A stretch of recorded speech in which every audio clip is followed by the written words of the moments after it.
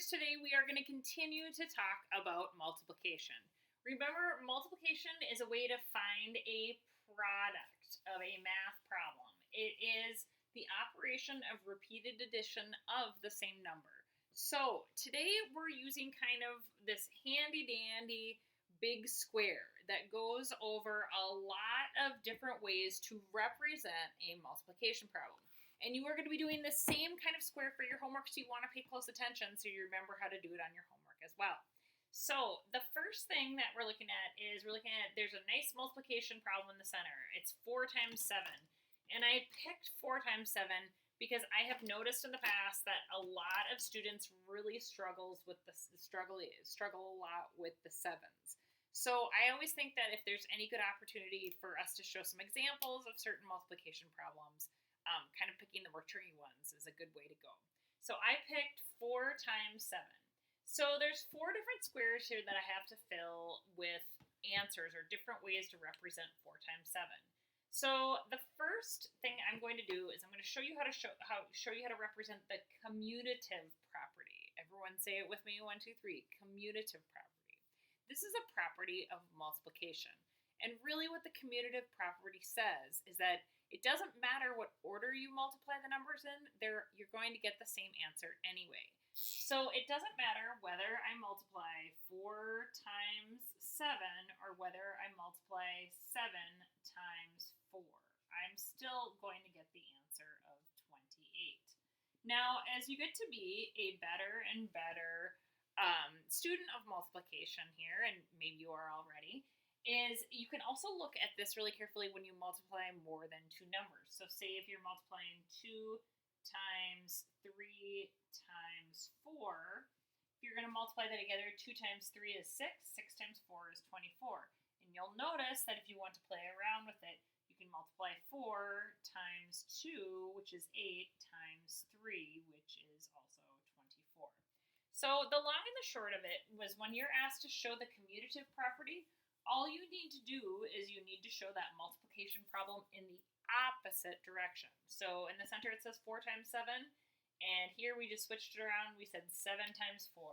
I'm also going to write the answer there because it's nice to see the answer there. 4 times 7 equals 28. The next way it shows repeated addition. Now you can do this 2 different ways. The first way I always like to think about it is 4 groups of 7. So I could say 7 plus 7 plus 7 plus 7. So if I add that all up together, I know I get 28. You could also do 4 plus 4 plus 4 plus 4, 1, 2, 3, 4, plus 4 plus 4 plus 4, and that also equals 28. Okay, so you can either do 4 groups of 7 or 7 groups of 4, and you're going to get the same answer with repeated addition. The next one is groups of. So now here I am as I'm circling my multiplication numbers. So I'm showing it in different groups. So I'm going to do 4 groups of 7. So 1, 2, 3, 4, 5, 6, 7. One group of that. 1, 2, 3, 4, 5, 6, 7. Another group of that. 1, 2, 3, 4, 5, 6, 7. Another group of 7. And 1, 2, 3, 4, 5, 6, 7. Another group of that.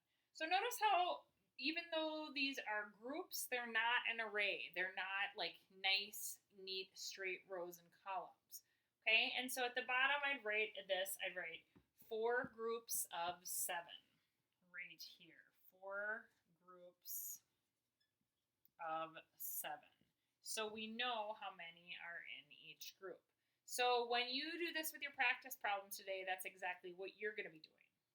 And the last section we have to fill out is an array. So I'm going to show here 4 rows of 7. So 1, 2, 3, 4, 5, 6, 7. 1, 2, 3, 4, 5, 6, 7. And 1, 2, 3, 4, 5, 7, and one last 1, 2, 3, 4, 5, 6, 7. So you notice how when I wrote these out with the arrays, I wanted to line them up neatly in rows, which go left to right, and columns that go up and down. So this array very neatly will show 4 times 7. So today for math, for your homework, is that you are going to be working on a math problem very similar to that. I have a sheet right here that you're going to be doing it on. And, oh, if I didn't mention it today, our math focus was, sorry about that, I can show multiplication facts in a variety of ways, such as repeated addition and arrays, which is all part of learning multiplication. Have a fabulous day, third graders.